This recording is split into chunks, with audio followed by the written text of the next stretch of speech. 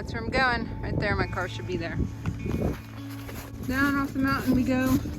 It is really windy, but I think the wind is getting caught by a little bit of the edge up there because it's not hitting me very much. I have a feeling that the way down is going to be quicker than the way up.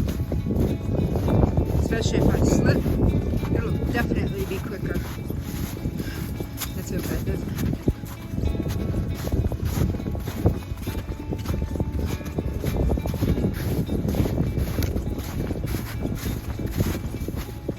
So let me tell you the backstory about my birthday.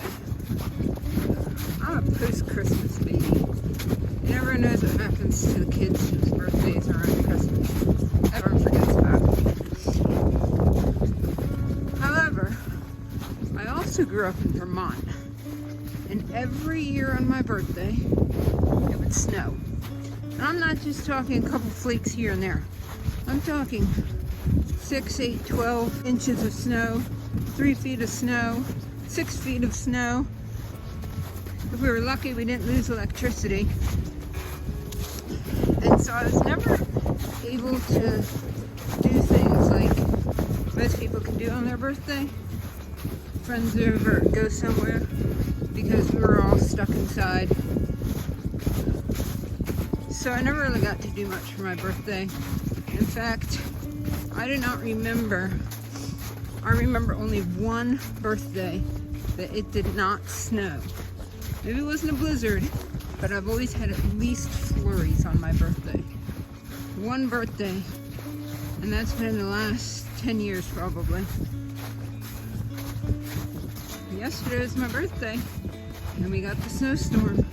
And it continued on to this morning. When I left this morning, it was flurrying again.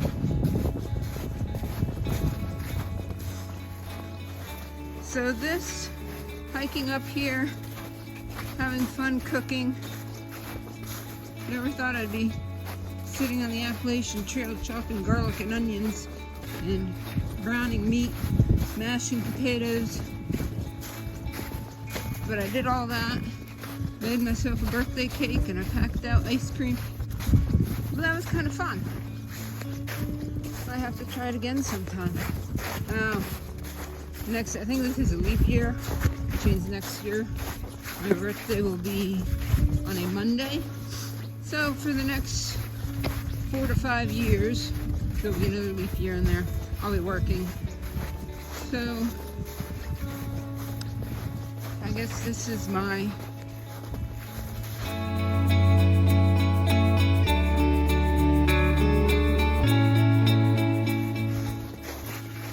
I'm glad I took advantage of this opportunity that I had, because this was really fun. I didn't even get cold, but it was really fun. I had fun. So to my niece, Ariana, thank you for that challenge. Otherwise, I really don't think I would have done that. I think maybe I would have gone up and made a packet of chicken soup, maybe a Hostess cupcake. But this was really fun. So, although she challenged me to do it over a fire, that obviously was not going to work this time. I'm not going to say I'm never going to take the opportunity to do that, but I think this is close enough to show her that I can cook in the wild. So this is a little trail that runs out to Miller's Gap Road, and now I'm going down where I came up. Doesn't get better than this. Actually, I like the summer, so it does get better than this, but right now, it doesn't get better than this. This is the second one of these I've come upon. You can see that the leaves are obviously dug up from the snow, because everything else is covered in snow, and there's like obvious digging. So are these squirrels looking for their buried acorns? Is this a deer dance floor? Because, okay, well there's some footprints. Hoofprints.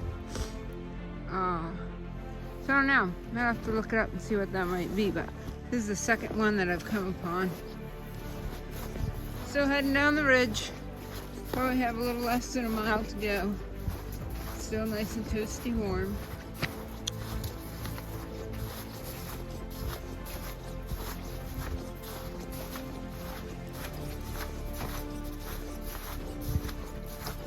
This is a bigger section, so see how it's all dug up there?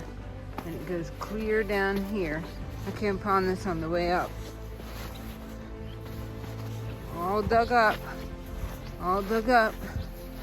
Goes down there a little bit. And across the trail, goes up there a little bit. It's right there. Continues down here. Never seen that before. But I've also never really done a lot of hiking in the snow either. Not recently anyhow. I did more when I was a kid.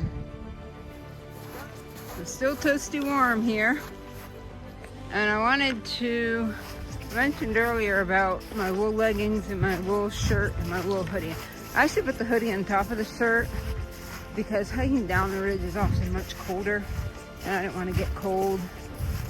So a lot of people will start out cold and warm up. I don't work that way.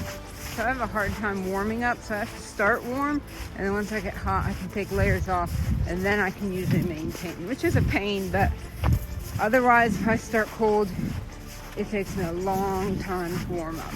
So anyway, back to the wool.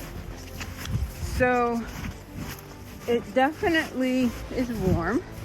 It can get wet, and you're still warm, and the kind I have dries pretty quickly. It's the smart wool kind. I forget what brand I have. I think I have 2 different brands.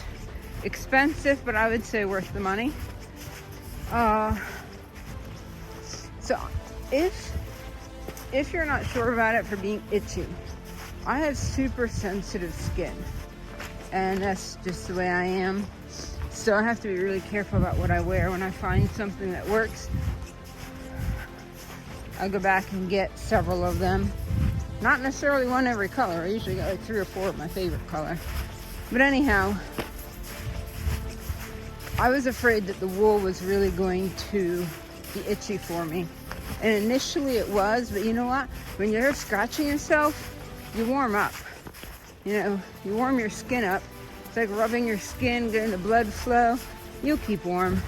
But anyhow, what I found is that initially it might feel a little itchy or a little stiff, but as you got moving and your body was warming up, not necessarily sweating, but just the body heat you let off and your skin gets a little humid, that is a nice protectant. Not really a lubricant, but it just kind of makes the itchiness or scratchiness much lessen and even go away. So I recommend the wool. Is definitely worth it in the long run. That's where my foot went down between the bog boards. Misjudged that one. I've hiked through 3 tornado watches, 3 tropical storms, a windstorm, heat advisory, wind advisory, cold advisory, and if I had gone out yesterday I would have gone through a snowstorm, but I didn't because the coal stove went out and I spent too much time getting that back going, so I didn't have time to make it up before it got too dark. Weather does not stop me. Some people go hiking and love it. Some people go hiking and hate it. And you have to wonder, what's the difference? Because you're doing the same thing. Why does one love it and why does one hate it? I'm back down in the pastures. Bunch of maxi wheats out here. You come by here in the summer, this will be that tall. Especially the next section over. But I parked right here instead of in the parking lot. I parked up here. There's a little pull off by the road. It's a mountain road. I was actually surprised it was plowed. But I parked there instead of in the parking lot because the parking lot was definitely not plowed. Made it out. My car's there. Make sure no snow plow sideswiped it. Glad I brought that snow shovel to dig me out of parking space so I wasn't right in the road.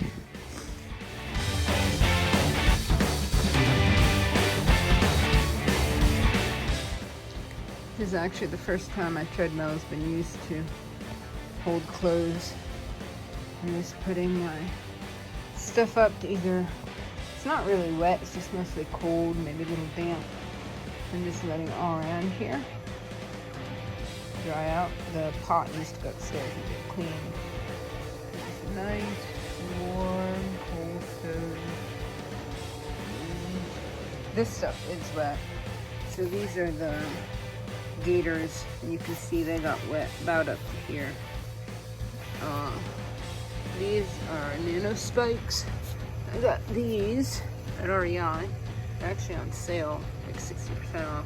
And they're plastic with these little metal nubbings, which I like better than the ones that are made of chains. They're not that heavy, and they work very well. I was glad to have them.